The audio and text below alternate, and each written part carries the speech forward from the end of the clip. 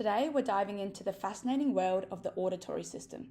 Hearing is one of our most vital senses, allowing us to communicate, enjoy music, and be aware of our surroundings.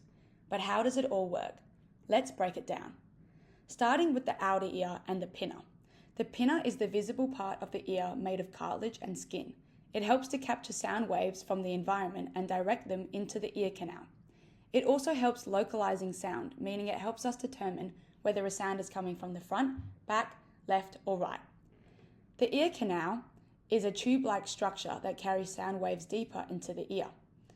The shape and length of the canal naturally amplify some frequencies of sound. Then we have the eardrum. The eardrum is a thin, cone-shaped membrane that vibrates when sound waves hit it. These vibrations correspond to the frequency and the intensity of the sound. Moving on to the middle ear. The middle ear is an air-filled chamber that contains the ossicles.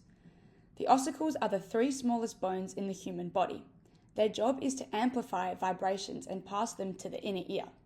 The first bone is the hammer, which is attached to the eardrum and receives vibrations first. The second bone is the anvil, which transfers vibrations from the malleus to the stapes. The stapes is the smallest bone in the human body, and it transmits vibrations to the oval window of the cochlea. Why amplification is necessary, you may ask?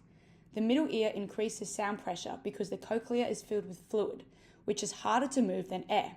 Without this amplification, much of the sound energy would be lost. Next, we have the inner ear. The inner ear is the most complex part and is responsible for transforming mechanical sound waves into electrical signals that the brain can understand. The cochlea is a snail-like shaped structure filled with fluid and lined with tiny hair cells called stereocilia.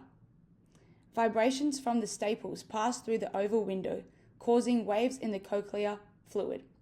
These waves move the basilar membrane, a flexible structure inside the cochlea.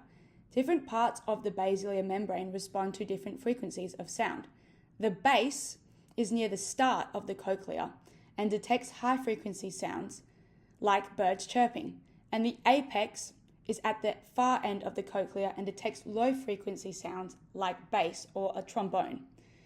When the basilar membrane moves, it bends the hair cells. This mechanical movement opens ion channels in the hair cells, allowing electrical signals to be created. These signals are then sent via the auditory nerve to the brain. The brain then interprets these signals into recognizable sounds such as speech, music, or environmental noises. The end.